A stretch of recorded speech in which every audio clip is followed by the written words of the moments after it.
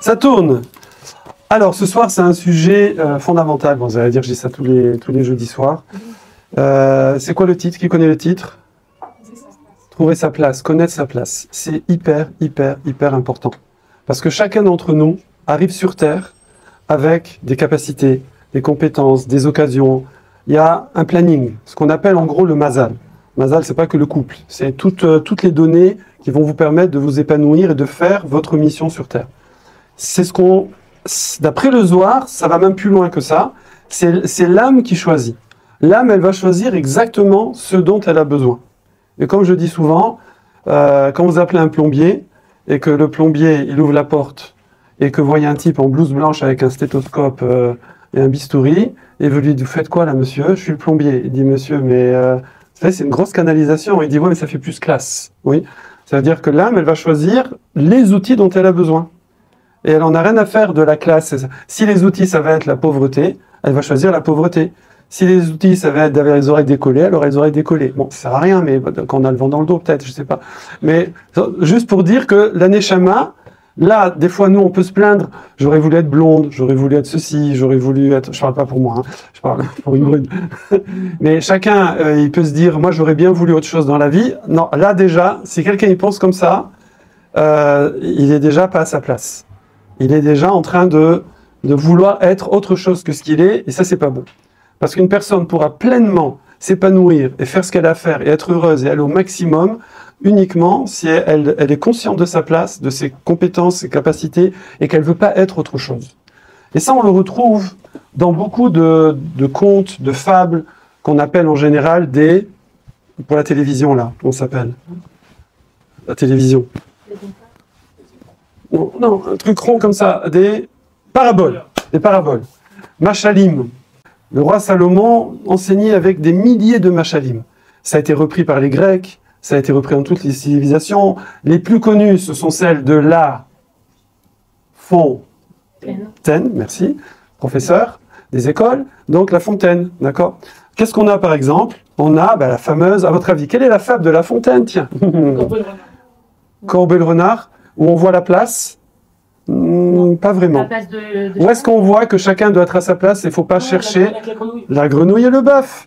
La grenouille, une grenouille, elle a des compétences que le bœuf n'a pas. Le bœuf a des compétences que la grenouille n'a pas. Eh bien, et pourtant, si la grenouille va être comme le bœuf, qu'est-ce qu'elle fait? Elle éclate. Donc, ça veut dire quoi? Qu'elle n'est même plus une grenouille. Elle n'est même plus une grenouille. Et on a aussi le chêne et le roseau. Le roseau, lui, il peut plier, il ne casse pas. Le chêne, lui, s'il y a du vent, il ne peut pas plier. Oui. Donc chacun doit être à sa place. Qu'est-ce qu'on a? J'ai un peu cherché parce que j'adore moi, les trucs comme ça. En Grèce antique, alors il paraît que les Grecs, ils ont beaucoup pompé sur le Talmud au niveau des machalim, c'est l'aigle et le corbeau. Alors je vous fais devinette. L'aigle, un corbeau marchait dans la montagne, là, dans les deux Alpes, et il voit un aigle comme ça qui arrive, majestueux, qui plane, et il y a un petit mouton, vous savez, il y a un troupeau de moutons, et il voit l'aigle qui plonge, qui attrape un petit mouton dans ses serres, et hop, il décolle, et il s'en va, d'accord?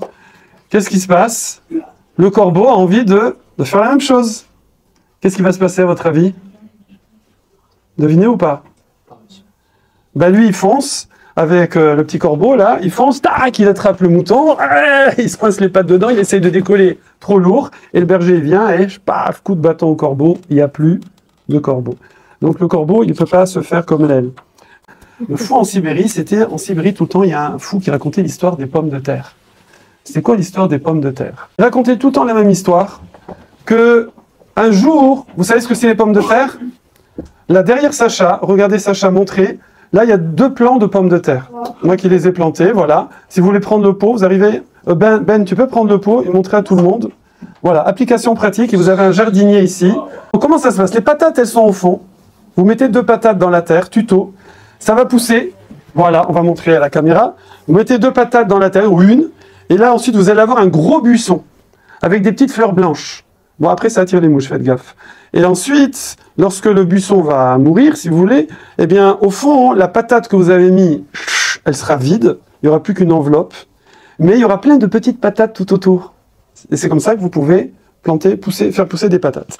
Et donc, dans l'histoire du fou de Sibérie, eh bien, lui, il racontait à tout le monde qu'un jour, évidemment, c'est un machal, hein, c'est pas une vraie histoire, en plus, il était fou, donc. C'est que, un jour, les patates ont fait la révolution. Elles ont dit, c'est pas normal. C'est pas normal. Parce que c'est quoi l'essentiel d'un plant de patates? Quand vous plantez des patates, c'est pour faire quoi? Les manger. Pour faire d'autres pommes de terre. Pour les manger. Est-ce que vous faites ça pour avoir le buisson qui attire les mouches? Non. Non. Donc c'est quoi l'essentiel? C'est les pommes de terre. Et le buisson, c'est accessoire, si je puis dire. Mais le but, c'est les pommes de terre. Et donc, les pommes de terre, elles se sont révoltées. Elles ont dit, c'est pas normal que nous, on nous voit pas. On est sous terre, on voit rien, on kiffe pas, rien du tout. Et le buisson, il est au haut, il y a les papillons, il y a les mouches, il y a le ciel bleu, les oiseaux. Ils kiffent sa race et nous, on est au fond. Alors qu'en vérité, c'est nous l'essentiel. Ils ont fait une révolution. Ils ont tous retourné. Ouais, ça fait penser à un parti politique. Ils ont retourné et ils ont mis les buissons dans la terre et eux, ils se sont mis dehors. Qu'est-ce qui s'est passé? Les buissons sont morts, les pommes de terre ont desséché au soleil, tout le monde a crevé. Et c'est ça l'histoire que racontait ce fou en Sibérie. Il racontait ça à tout le monde. Et il y avait un monsieur russe qui avait pas fait un petit passage dans ce camp. Et ensuite, il a eu la chance de faire son alia. Un juif, il a fait son alia. Et après, il n'était pas du tout religieux, communiste. Et son fils a fait tchouva, et son fils est devenu très religieux. Il est devenu, comme on dit, orthodoxe, ultra orthodoxe, black de black. Mais le père, il comprenait pas. Et puis, un beau jour, le fils, il lui dit, papa, je vais t'inviter à une messiba de Rosh Chodesh. Vous savez, Rosh Chodesh, chaque premier du mois, dans les shivot, dans les kolélim, on fait un grand banquet comme ça. C'est sympa parce que Shabbat aussi, on fait des banquets, mais on peut pas mettre les instruments de musique, tout ça. Et là, on y va, on peut mettre l'orchestre, le DJ, comme on dit. On peut faire tout, l'ambiance, on met les spots, on peut filmer et tout. Et donc, chaque Rosh Chodesh, nous on faisait aussi à la Yeshiva, on fait comme ça, Messibat Rosh Chodesh. Et les garçons, ils chantent et tout, c'est génial. Et les filles, elles regardent. Et donc, qu'est-ce qui se passe? Le père est là, et il invite le père. Et le père, il voit ça. Oh, il n'a jamais vu ça. Lui, il a vu les juifs, les pauvres qui se cachaient en Sibérie, qui étaient en Russie, qui étaient persécutés, poursuivis. Et là, il voit comme ça. Je ne sais pas si vous êtes déjà en Eretz, genre à Poniovitch, vous voyez des milliers de Bachourines comme ça, qui dansent tous en même temps. Bam, bam, ça tremble. Il voit ça, il est tellement impressionné. D'un seul coup, il dit à son fils, est-ce que je peux prendre la parole? Wow, le fils, il est là, il a une pétoche. Hein. Il se dit, attends, mais qu'est-ce qu'il va raconter? Il va me mettre la honte et tout. Il dit, je vais prendre la parole.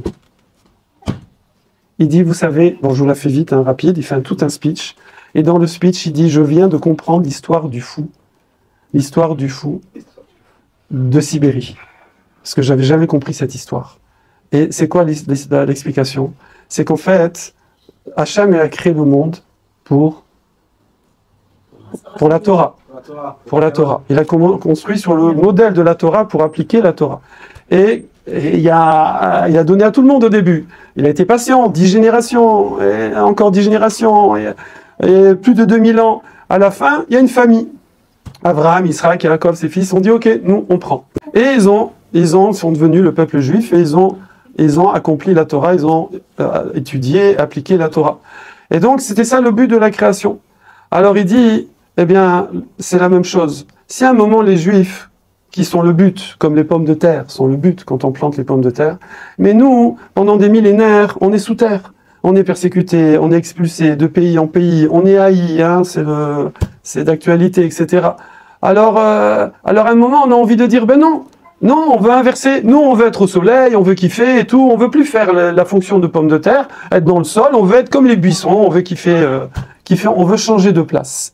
Eh ben, c'est pas possible. C'est pas possible parce que chacun, il doit rester à sa place.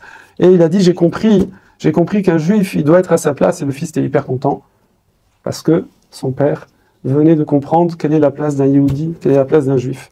Et c'est ce que dit le Nefesh HaChaim. Le Nefesh HaChaim, vous savez, c'est le Rav Chaim Mivolodjin, le Talmud du Gaon de Vilna. Et il dit comme ça, alors on fait un cours sur ça le dimanche soir, ceux qui veulent, tous les dimanches soirs, en after du cours culture juive. On fait le Nefesh HaChaim, il dit comme ça. Je vous le fais un petit peu en hébreu parce que c'est très puissant. Il dit qu'on a été créé Betselem Elohim. On a été créé, entre guillemets, à l'image d'Hachem. Mais Hachem n'a pas d'image, n'a pas de forme. Alors qu'est-ce que ça veut dire qu'on est à l'image d'Hachem? ça veut dire que de la même façon qu'Hachem est la source de toute force, Bala Kochot Kulam, la force de toute force sur terre, eh bien pareil, je vous le dis, regardez, Hachem bara ou Yidbarar et Adam, il a créé Adam, c'est le nom du petit bébé qui est là-bas, il a créé Adam, Veishlito al ribé ribon kochot veolamon en mispar. Et il lui a mis la gestion, c'est l'homme qui gère, qui domine, qui dirige des myriades de forces et de mondes qu'on ne peut pas compter. Ou Mesaram Beyado, Hachem nous a transmis dans les mains toute la gestion de ces mondes-là, spirituels et physiques, chez Yehu, Amedaber ou Amadigotam. Et c'est nous qui dirigeons ces mondes-là. Alpi, Kol, comment on les dirige? Comment on dirige? Oui, indirectement. Indirectement. Ça veut dire comment? Al-Kol, Prate, Ntnuot, Maasav. À chaque fois qu'on fait le moindre mouvement, à chaque fois, Bedibourav, la moindre parole, Machashavotav, la moindre pensée, Vekol Sidre Anagaotav, et tous les profondeurs de nos comportements, eh bien, que ce soit le bien pour le Tov ou Chazé Shalom pour le pas bien, eh bien, c'est ça qui va impacter les mondes, qui sont les mondes spirituels qu'on ne peut pas compter, qui vont se répercuter sur la géopolitique, la climatologie, le devenir de l'humanité, le cursus de l'humanité. Vous vous rendez compte la responsabilité qu'on a? La place que l'on a, extraordinaire. Avancez, il y a 2 places ici. Voilà, Hana, venez. Et ça va plus loin. Sinon, Ben, tu veux te mettre là? Ici, comme ça, là. Voilà, Chazak, David. Ou Mekayem, regardez, c'est l'homme qui est Mekayem, qui maintient Venoten Koar et qui donne la force Bekama Kochot Veolamot Ilonim Agdoshim dans les mondes supérieurs Kadosh. Mosif Baem Gdusha Veor. C'est l'homme, l'être humain, par ses actions, ses paroles, ses pensées, qui rajoute de la Gdusha et de la lumière. C'est nous qui sommes à l'origine de tout. Hachem nous a tout transmis entre nos mains. C'est vrai que Dosh Baruch Hu, il aurait pu tout faire. Hein. Il aurait pu faire du début jusqu'à la fin. Le résultat, nous, on est là, on regarde, hop, ça y est, c'est fini. Et il nous a transmis toute cette fonction-là. Et pour terminer les stations Nefesh HaChaim, il y a même un verset qui paraît presque, comment on va dire, très osé, qui dit que l'homme, c'est marqué Tenu Oz l'Elokim, donner de la force à Hachem. Oui, et il dit après, lorsqu'on fait quelque chose, un acte kasher, alors kasher, c'est pas que la nourriture, hein. Tout ce qu'on fait conforme à la Torah, ça s'appelle c'est kasher, ça veut dire c'est apte. Dès qu'on fait quelque chose de kasher, c'est marqué, alors kaviachol, on rajoute de la force à Kadosh Baruch Hu. Et par contre, quand on fait des choses, Chazé Shalom, le contraire, alors c'est marqué matishim kocho shel Kadosh Baruch Hu. On affaiblit, entre guillemets, la force d'Hachem. Évidemment, Hachem, c'est parce qu'il veut bien. Oui, c'est parce qu'il veut bien, et c'est pas sa vraie force à lui, mais il va simplement nous laisser le monde. C'est-à-dire, quand nous, on fait les choses bien, eh bien, Hachem prend les choses en main et met la nature de côté et fait que les choses aillent le mieux possible. Si Chazé Shalom, on va pas dans la bonne direction. Alors Kadosh Baruch Hu, si on peut dire réduit sa force, ça veut dire il se retire un peu, il laisse la nature prendre le dessus. Et bien là, quand on est soumis à la nature, là, c'est pas bon du tout, d'accord? Parce que Mère Nature, c'est gentil, on l'appelle Mère Nature, mais la nature, elle n'est pas, c'est l'être humain qu'on le laisse aller à la nature, c'est pas bon. Voilà. Donc ça, c'est ce que dit le Nefesh HaChaim. Pourquoi on parle de ça? Parce que on est à la paracha de Korach. Korach, attention, hein. Korach, c'était un des 4. Il descendait, comme on sait, de Yaakov, Lévi, après Kehat, Yitzhar, et ensuite Korach.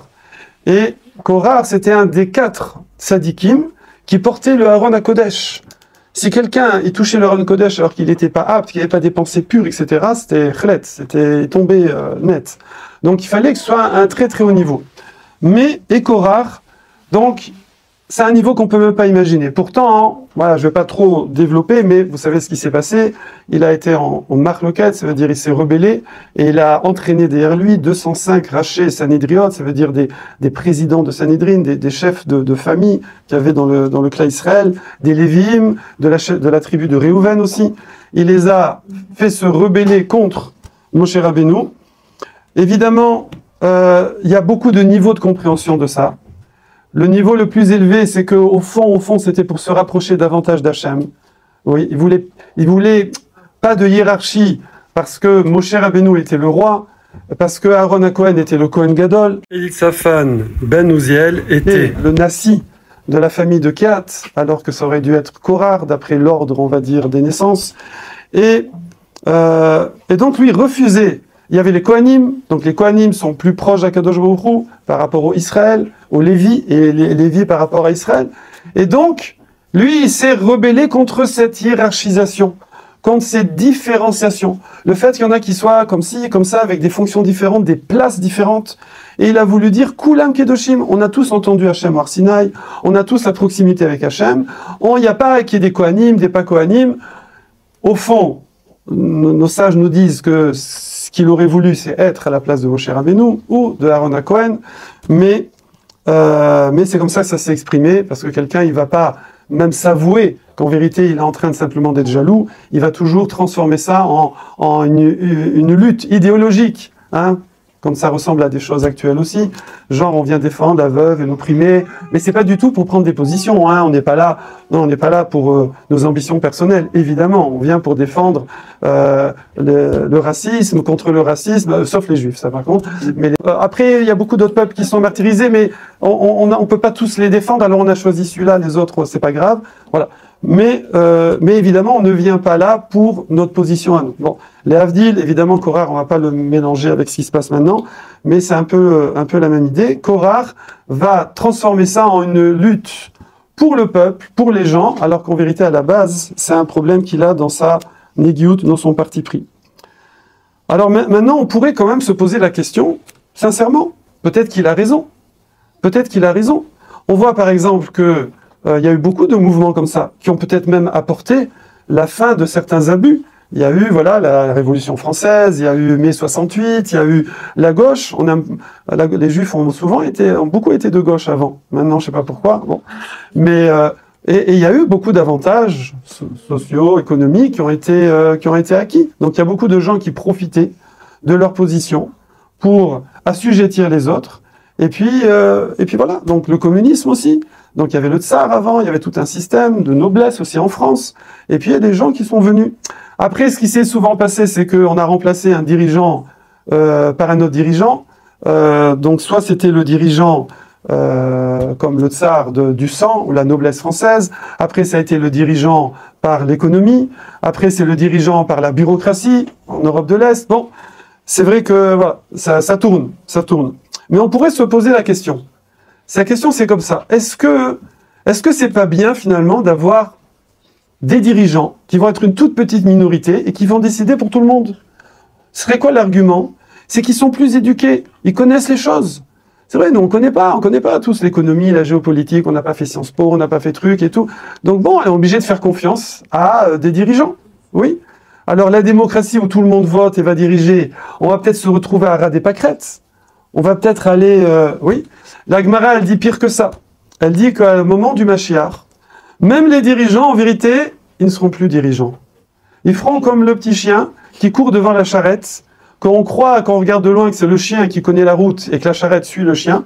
Mais en vérité, quand il arrive à un croisement, il s'arrête et il attend de voir si la charrette, elle va à droite ou à gauche, et après il repasse devant. Ça veut dire que souvent, maintenant, les dirigeants, comme parfois, on va pas généraliser, mais ce qui les intéresse avant tout, c'est leur poste, eh bien, ils vont suivre ce que le peuple y veut. Et donc, finalement, on n'a plus de vrais dirigeants. Voilà. Et quand on a des vrais dirigeants, on leur crie dessus. Voilà. On voit ça un petit peu ce qu'on peut dire comme ça, généralement sur ce sujet. Korah, comme l'a développé hier soir, Adam, tu es d'accord? Nara, comment il a grandi? Le Rav Yosef Schneor a fait un shiur hier et il a intitulé, ceux qui veulent, je peux envoyer le lien, il n'est pas public, mais quand vous avez le lien, vous pouvez le voir. Il a intitulé l'épreuve de la richesse, qui est Korah, et l'épreuve de la pauvreté, qui est Ruth. Et j'ai réécouté un cours sur ce sujet aussi, aujourd'hui, qui est lié à notre sujet. C'est quoi? Pourquoi le fait d'être riche, ce serait une épreuve? Parce que le problème de la richesse, Korah était un des hommes les plus riches qu'il y a eu sur Terre. Il a trouvé un tiers du trésor de Yosef. Quand Yosef a géré l'Égypte, il a drainé toutes les richesses du bassin méditerranéen et il a partagé ça en 3. Et il y a un tiers de ce trésor qui a été trouvé par Korah. Donc il était immensément riche. Il avait la sagesse, la chorma, comparable à celle de Moshe Rabbeinu. Il avait le yichus, il avait une généalogie pareille, glorieuse. Et donc, quand quelqu'un, il est à ce niveau-là, eh bien, c'est très difficile pour lui de se soumettre à quelqu'un. C'est quoi le nisayon, l'épreuve de la richesse? C'est d'être capable d'être dépendant de quelqu'un. On a envie d'être indépendant. Beaucoup de gens, ils veulent être riches. Pourquoi? Comme ça, je fais ce que je veux, quand je veux, où je veux. J'ai connu un ami qui, à un moment, était très très riche. Après, il a perdu sa richesse. Mais il m'a dit, je pouvais acheter ce que je voulais, faire ce que je voulais. Et c'est ce que quelqu'un, il a... Parfois, c'est même pas la richesse en elle-même, c'est pour ça qu'il veut la richesse. Oui. Inversement, c'est quoi l'épreuve de la pauvreté? C'est qu'un pauvre, il n'y a pas plus dépendant qu'un pauvre. Il dépend de tout le monde. Il dépend de la tzedaka, il dépend de quelqu'un qui va lui donner à manger, qui va lui donner un abri, qui va lui donner de quoi se couvrir. D'accord? Et donc, c'est les deux extrêmes. D'un côté, l'épreuve de vouloir être indépendant, et d'un autre côté, l'épreuve d'être dépendant. Qu'est-ce qui vous paraît le plus difficile? L'épreuve de la richesse ou l'épreuve de la pauvreté? Tout le monde pense que c'est l'épreuve de la pauvreté. En vérité, c'est l'épreuve de la richesse la plus difficile. Je ne veux pas trop développer. Quel a été l'argument de Korah pour essayer, rassembler des gens autour de lui? Alors vous connaissez tous, c'est ramené dans Rashi, c'est un midrash en vérité à la base. Rashi le ramène dans le Chumash. Il a ramené l'histoire du Techelet, du bleu, de Chilazon, et l'histoire de la Mezouza. C'est quoi? Vous savez qu'on a une mitzvah, dans un endroit où on habite, de mettre une Mezouza, où il y a deux parachiotes, deux petits paragraphes, de la Torah, ok? Et comme ça, on rentre, on embrasse, on y pense, et on pense à Hachem, etc. C'est la mitzvah de Mezouza, ok? Ensuite, les tzitzit. On a une mitzvah de mettre tzitzit quand on a un habit à 4 coins. Maintenant, on met exprès parce que ça se fait plus trop, mais avant, ils avaient des panchos comme ça, à 4 coins, qui mettaient la ceinture autour, donc tous les habits étaient à 4 coins. Et avant, on avait des fils blancs, d'accord? Mais on avait aussi à chaque coin un fil bleu, le fil de Techelet, d'accord? Et ça, on dit que le bleu, quand je vois le Techelet, Sacha, à quoi je pense quand je vois le bleu du Techelet, qui est à peu près ce bleu-là? Eh bien, je pense à la mer, et quand je vois la mer, je pense au ciel, et quand je pense au ciel, je pense au saphir, on dit que c'est le marchepied d'Hachem, je pense au trône divin, je pense à Hachem, et donc ça m'amène comme ça de la proximité à Kadosh Baruch Hu, et ça me permet de gérer mes actions, mes paroles et mes pensées, de me conduire mieux. Et donc, on voyait ce fil, tac, ça nous rappelait ça. Nous, on l'a, certains disent qu'on l'a, d'autres disent qu'on l'a pas, donc en tout cas, la plupart des gens mettent des fils de tissu blanc. Et qu'est-ce qu'il a fait Korah? Il a amené ses 205 présidents de Sanhedrin, et il les a amenés avec un habit entièrement de fil de Techelet, tout bleu. Un petit peu comme Kevin. Mais c'est pas le vrai Techelet, voilà. Et ensuite, il a dit à Moshe, regarde, est-ce qu'il y a besoin de mettre les fils bleus pour penser à Hachem? J'ai pas besoin, parce qu'il y a tout l'habit, il est bleu. J'ai pas besoin. Oui, Moshe Rabbeinu aussi, t'as besoin quand même. Ah. Maintenant, je rentre dans une pièce. Imaginez, je rentre dans une chambre et j'ai mis plein de sifrei Torah. Plein de sfarim. Est-ce que j'ai besoin de mettre une mezouza à l'entrée? Il y a des centaines de parachiotes de la Torah dans ces sifrei Torah. Je n'ai pas besoin d'en mettre 2 à l'entrée. D'ici, il faut en mettre 2 à l'entrée. La raison, elle est simple. Une mitzvah, c'est une mitzvah. Il y a la mitzvah de mezouza, il y a la mitzvah de tzitzit. C'est pas, évidemment, les sages nous ont donné des raisons pour nous motiver, pour nous aider à faire les mitzvot. Donc on dit, voilà, je vois le bleu, je pense à ça, ça fait ça. Je vois la mezouza, ça fait ça. Mais l'essentiel, c'est vrai qu'il y a un processus comme ça, de pensée, philosophique, si je puis dire.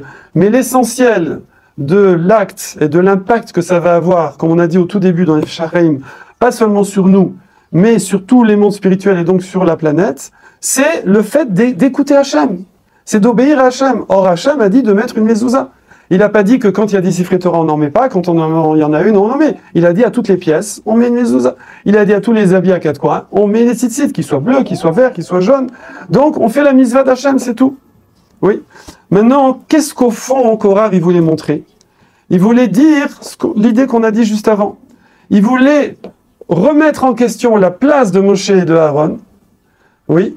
Mais comme il ne pouvait pas le faire directement, il a remis globalement la place en question de tout le monde en disant « on est tous kadosh, donc il ne doit pas y avoir de hiérarchie. Comme ce vêtement, il est tout bleu, et il ne doit pas y avoir de fil à part. Comme la pièce, elle est remplie de sifrei Torah, donc il n'y a pas besoin de mettre encore à part une petite mezouza. » D'accord? Et donc c'est ça la négation qu'a fait Korach.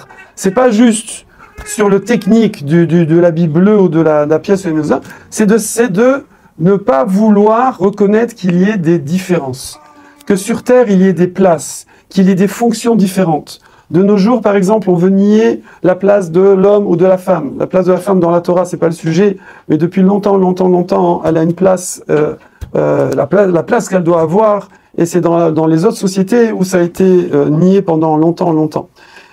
Pareil, il y a les anciens, il y a les jeunes.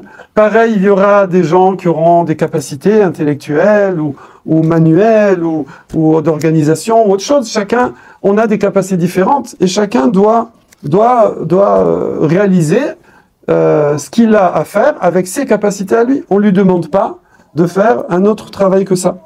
Le problème, c'est que si quelqu'un essaye de faire un autre travail, non seulement il n'y arrivera pas, mais du coup, il ne va pas utiliser ses capacités à lui. Et du coup, il perd tout.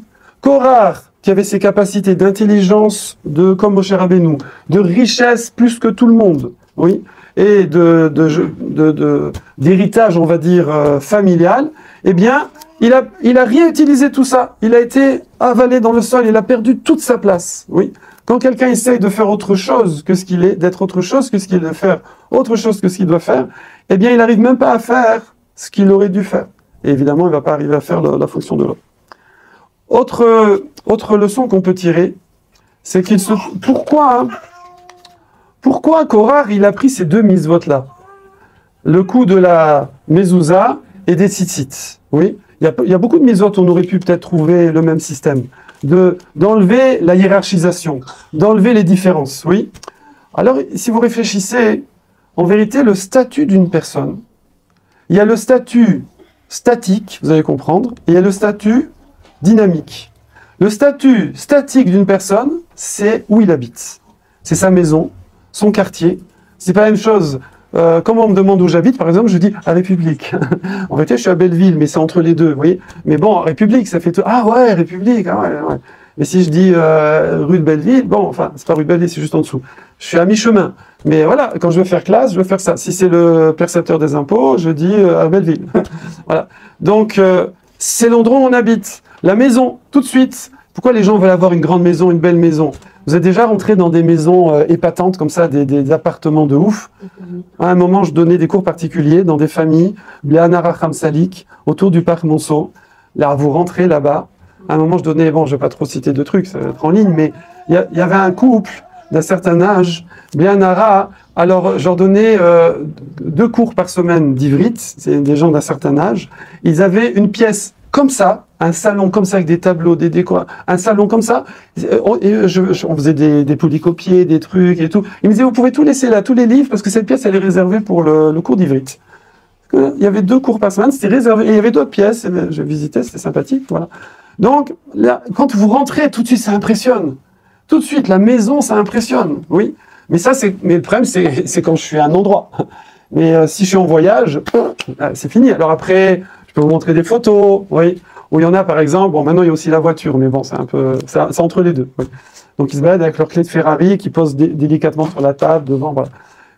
Là, par contre, le statut d'une personne, quand elle est en mobilité, c'est quoi? C'est les habits. C'est les habits, oui.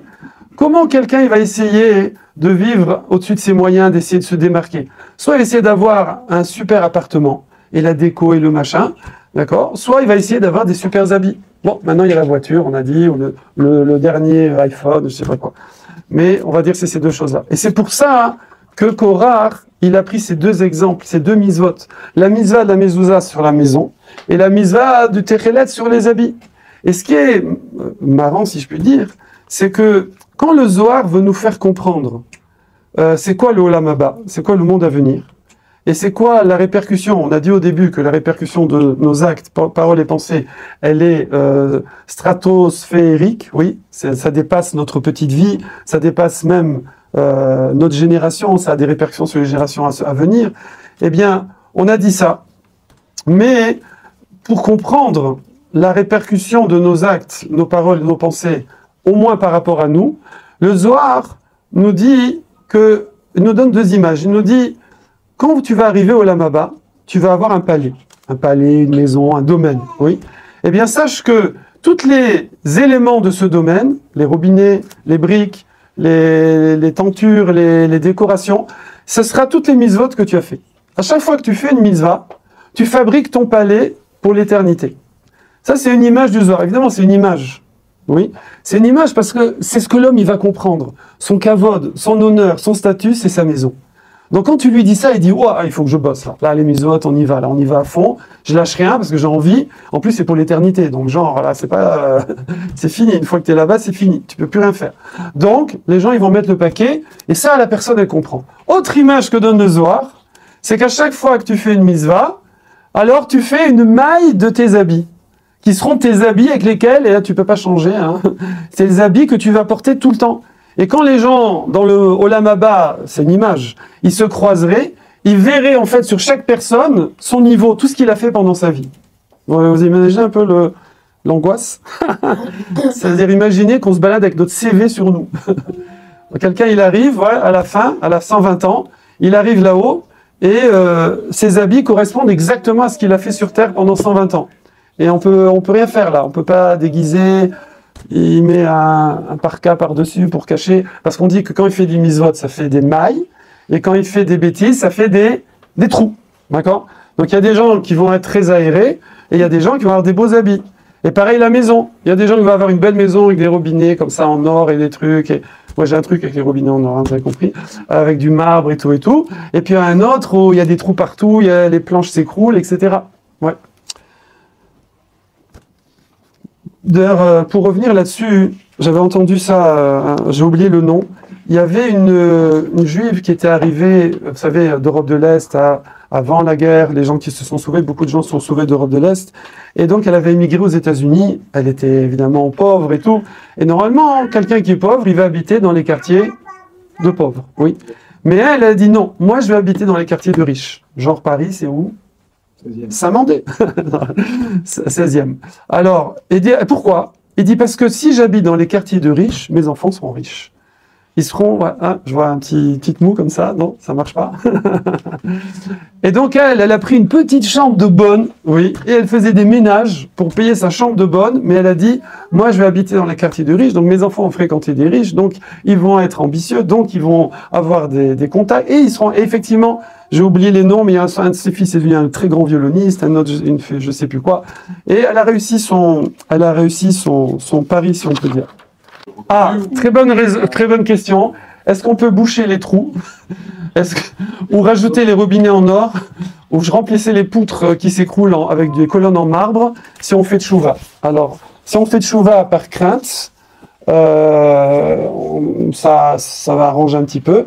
Si on fait une tchouva mais ava par amour pour Hachem, parce qu'on a vraiment compris les choses, alors carrément, ça transforme effectivement les trous en mailles. C'est-à-dire que ça transforme les bêtises en mitzvah, effectivement.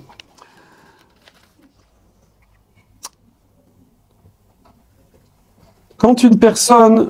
nous, on a été réduits à l'exil. On a été chassés de notre pays. On nous dit pourquoi... C'est quoi quand quelqu'un il est en exil? Ça s'appelle la galoute. Il est en exil, c'est-à-dire qu'il perd sa place. Il a plus sa maison, il a même des fois plus ses habits, il a plus ses relations, il a plus son réseau. L'exil, c'est la punition pour les personnes qui n'ont pas été à leur place. T'as pas été à ta place, eh ben tu perds ta place. Donc si nous sommes en exil, c'est qu'on n'a pas été à notre place. C'était quoi notre place? Notre place, c'était de servir à Kadosh Baruch Hu en Eretz Israël, avec le Beth Amikdash, le temple et tout. On l'a pas fait. Alors vous allez dire, attendez, on n'y était pas nous, hein, c'est pas nous qu'on n'a pas fait. Si on était maintenant tous à notre place, Hachem nous ramènerait tout de suite en Eretz Israël, billet gratuit, et il y aurait le 3e temple qui serait reconstruit, et les nations reconnaîtraient cela. Donc c'est qu'on n'est pas encore à notre place, c'est tout.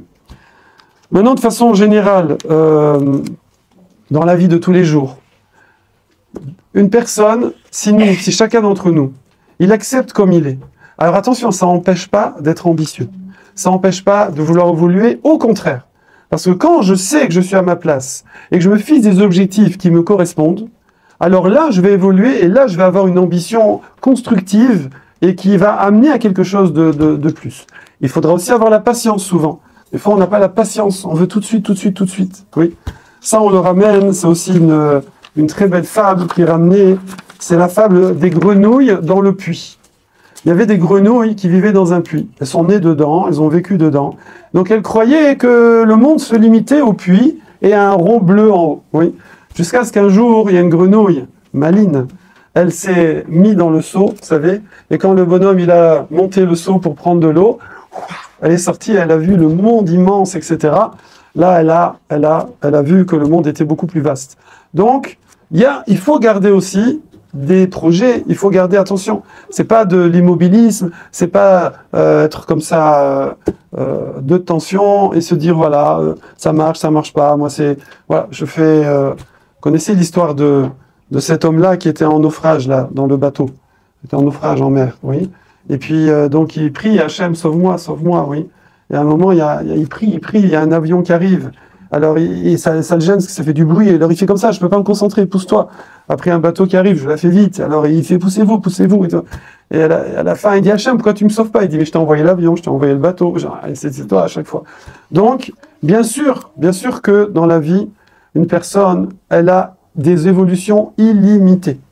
Mais, step by step, et c'est ce qu'on apprend en coaching d'ailleurs, en coaching d'entreprise, en coaching sportif, il faut toujours sectionner. On a envie d'arriver là, tu coupes en petites étapes, tu te fixes des étapes qui te correspondent à toi, adaptées, à moyen terme, court terme, et hop, tu avances, mais tu peux pas faire le grand saut.